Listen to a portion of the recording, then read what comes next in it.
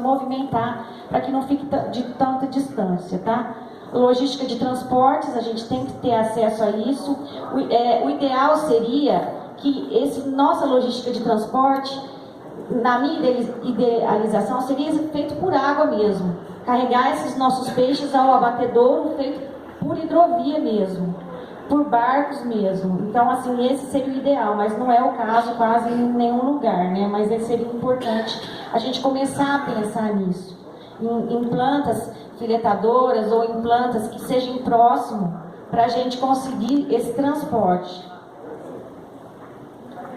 Os insumos, né, a gente tem que ter a disponibilidade de juvenis, de ingredientes, a gente tem que prestar atenção nisso para ver quanto fica procurar os lugares mais próximos com boa qualidade também, para diminuir na questão de custos, tá? Serviços, se eu tenho mão de obra, recursos humanos, mão de obra especializada, se eu vou treinar alguém para isso, essa parte de mão de obra é uma parte muito importante. Se eu tenho uma pessoa treinada, uma pessoa que eu confio, isso também vai ser interessante na parte de custo de produção. Se eu tenho um tratador que observa se a minha ração está sobrando, se não está, se ele é cuidadoso, se está morrendo peixe, dependendo da temperatura a gente vai ter que diminuir ou não. Então, trazer esse recurso humano sempre agregado, sempre em conjunto, em harmonia com as atividades da piscicultura seria muito importante. Tá? Outros fatores que afetam a produtividade dos peixes criados em tanque-rede em função da localização do empreendimento. Bom, esse aqui é uma represa, tá? Um braço de uma represa. E aqui, a minha qualidade, a minha produção, o meu dimensionamento da produção vai depender de dois pontos. Da minha qualidade de água, que depende do meu entorno, tá? A minha qualidade de água, ela depende do meu entorno, do que eu tiver. Se o meu solo é ácido, geralmente a minha qualidade da água também vai ser levemente ácida. Depende do que eu tenho aqui no meu entorno. Se eu tenho aqui dá pra gente ver assim um pouco, era uma irrigação, aquelas redondas de pivô central. Então, eu tenho que considerar, aqui são tanques-redes, tá vendo? São linhas de tanques-redes. Então, onde que eu vou colocar a minha área agrícola, né? Se eu tiver uma área de produção agrícola aqui, ela vai ter influência aqui. Se fizer uma adubação aqui de NPK, se eu não tiver curva de nível, se eu não tiver, ela vai influenciar a minha qualidade da água aqui. Quando eu fizer uma análise, pode ter lixiviação de nitrogênio e fósforo, tá? Eu tendo um grande excesso de nitrogênio e fósforo na água, eu vou perder, a minha água pode ficar eutrofizada, eu vou ter uma dificuldade também com a parte de oxigenação da água, tá? Se eu tiver agropecuária também, se eu tiver mata ciliar, seria melhor, curvas de níveis. Então, a minha qualidade de água vai depender do meu entorno. Se eu tiver um entorno conservado, um entorno, por exemplo, se eu já começar com uma qualidade de água má, não vou ter como aumentar essa produção, né, num lugar. Então, a gente tem que prestar atenção, antes de instalar a piscicultura, que os locais não indicados são muito próximos a culturas agrícolas e indústrias de cidades também. Algumas cidades ainda não tratam seus esgotos. Então, assim, para eu fazer o licenciamento ambiental, uma das exigências da qualidade de água é o fósforo. Se eu já tiver uma quantidade de água com bastante fósforo, que pode servir de lixiviação de adubação, de esgoto doméstico, eu não vou conseguir ter aquele primeiro licenciamento, aquela primeira quantidade de qualidade de água que está na legislação do CONAMA, para instalar meus tanques. Outra coisa é próxima à captação de água de abastecimento público. Isso daí tem dado problema para quem instala a piscicultura próximo, porque aí qualquer coisa que aconteça na represa, mesmo que não seja da sua piscicultura, dá um mau cheiro, a captação de água, ela vai falar que foi você. Então, assim, em alguns lugares lá em Santa Fé do Sul, que já teve gente que instalou piscicultura próxima à captação de água, aí geralmente, quando acontece alguma coisa no rio, ou até a própria usina mexe na comporta, vem algum resíduo de lodo do fundo, que não sei o que, eles vão falar geralmente, vai até televisão, vai lá e fala que é a piscicultura. Então, assim, prestar atenção onde a gente vai instalar, tá? Aí tem a parte de navegação e vizinhanças também de clube recreativo, é onde às vezes dá alguns problemas, porque se eles forem medir depois talvez coliformes fecais, essas coisas, se estiver muito próximo, pode dar uma pequena alteração. Aqui é só uma foto para ilustrar um local bem urbano, né?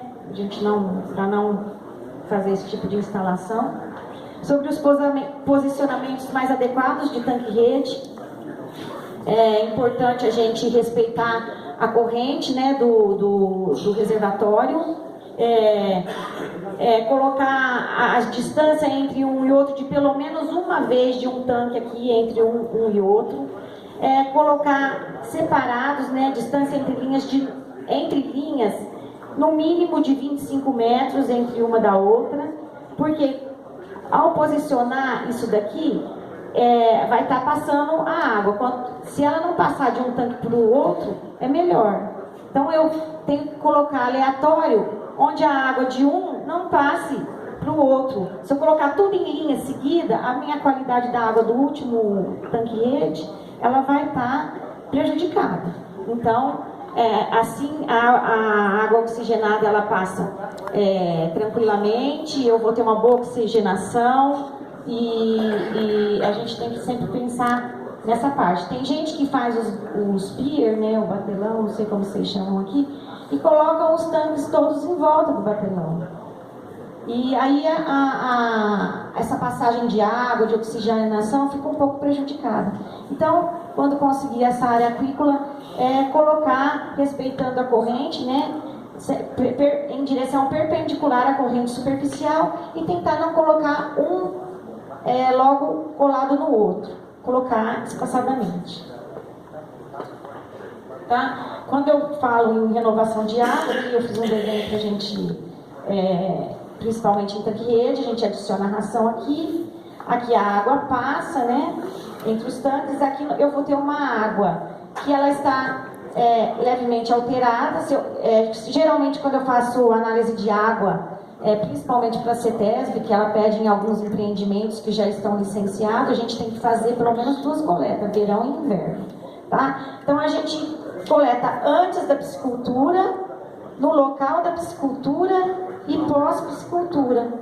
E aí a gente vai ver que logo aqui na piscicultura dá uma pequena alteração e conforme a corrente de água, quando eu coleto aqui a mais ou menos uns 50, 60 metros ou até 100 metros, água já se renovou, ela é muito próxima dessa primeira água aqui. Esses são os experimentos que a gente tem feito lá no reservatório de Ilha Solteira e de Água Vermelha, e a gente tem concluído isso. Há uma pequena alteração na quantidade de fósforo, principalmente de nitrogênio e fósforo, de amônia, logo aqui, e a uns 50, 60 metros, isso vai depender um pouco da correnteza, né, do coiso, ela já está muito próxima à água que entrou. Por isso que eu falo que minha água depende do meu entorno. Se eu já tiver um entorno, um início, uma grande quantidade de fósforo, ela já vai estar sendo prejudicial para a piscicultura. Então, sempre, quando a gente tem feito também análise de sedimentos. E o meu sedimento seria o solo do fundo dos tanques-redes, tá? E ele dá um pouco alterado na quantidade de nitrogênio e fósforo. Para sedimentos, ainda a gente não tem uma legislação, mas para água, nós temos a legislação do CONAMA e é possível a gente, com as boas práticas de manejo, é possível fazer uma piscicultura com muito pouca alteração de água ou dentro da legislação do CONAMA. Tá? Então, isso é importante a gente pensar nisso.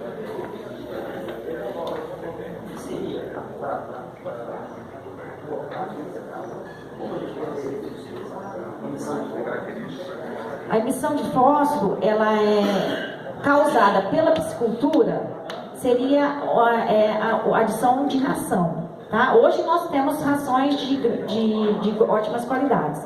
Sempre preferi essas rações de boa qualidade. Aí tem o entorno, que já tem esse fósforo na natureza. Não é só a piscicultura que põe, é aquilo que eu falei. Nós temos plantações no entorno, nós temos, às vezes, alguma agropecuária, ou o próprio, por exemplo, quando você fala, o esgoto da cidade é tratado. Ele é tratado contra agentes patogênicos. Mas é muito difícil de se retirar os nutrientes da água, que é o nitrogênio e fósforo. Então, conforme a minha água, ela já vai ter isso. Só que eu tenho uma legislação para cumprir, dentro da legislação econômica. A minha adição de ração, ela vai alterar um pouco da minha quantidade de nitrogênio, de fósforo, desses nutrientes. Quando eu altero muito, a minha água fica eutrofizada. O que é ela? Ela fica com muito nutriente. Aí começa a nascer muita alga.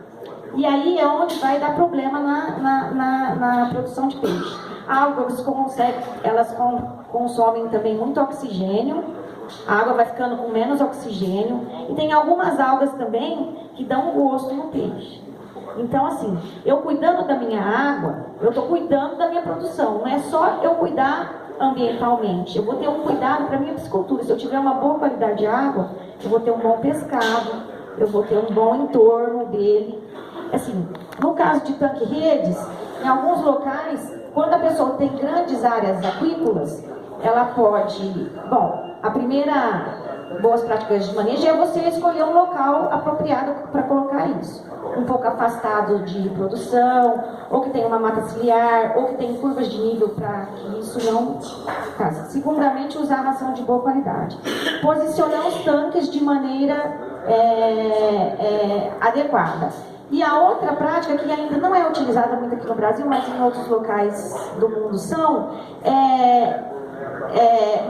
fazer rodízio de área de tanque-redes. Em alguns países, são feitos alguns rodízios. Então, a pessoa tem a concessão de uma área agrícola maior e ela pode estar mudando esses tanques-redes durante 1 ano, 2 anos, aí fica num lugar, e depois ela passa para outros locais. Que aí dá um vazio. A água do rio, geralmente nossas águas são boas. Aqui no estado de São Paulo, das usinas, das represas, geralmente são águas boas. E elas se recuperam facilmente também. E se a gente trabalhar dentro dessas boas práticas de manejo, é possível totalmente a gente produzir dentro da legislação econômica. Tá? Então, um dia eu posso vir dar uma aula só de boas práticas aqui. Tá?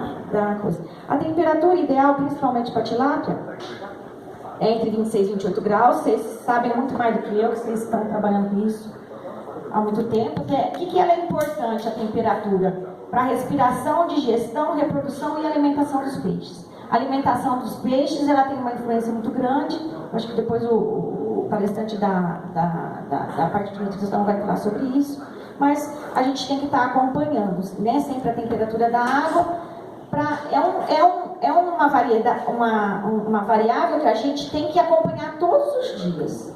E o tratador tem que ficar também de cuidado com ele observar se ainda mais aqui que tem uma temperatura mais baixa, se o peixe está comendo, se não está, não deixar sobrar ração. O equipamento para medir isso pode ser o termômetro mesmo, que já tem os termômetros com uma própria bolinha que você instala próximo à piscicultura, pode ser pendurado no próprio tanque-rede, você vê essa temperatura máxima e mínima, tá, da coisa. Ou geralmente tem no oxímetro também quando você tem, ele também tem um eletrodo para ver a temperatura, tá? A frequência de medição disso tem que ser diária e ela tem que estar associada com a alimentação dos peixes. Tá? Outro variável muito importante dentro da piscicultura, que é o oxigênio dissolvido, tá? Nós temos 2 fontes de oxigênio dissolvido. Um é contato direto da penetração do ar com a água, então isso ele é uma origem do oxigênio dissolvido. E a outra é o processo de fotossíntese da água, que também é origem do oxigênio dissolvido para a água, tá? O oxigênio, a temperatura também ela influencia o oxigênio. Águas mais frias têm oxigênio mais altas, águas mais quentes têm oxigênio mais baixos, por isso que quando Se vai lá no Chile, no salmão, o oxigênio dissolvido é alto, né? Então, para a tilápia, o nível ideal é acima de 3 miligramas por litro, mas a legislação do CONAMA, para a piscicultura, que é classe 2, a água, para cultivar peixe, a classe de água, quando você vai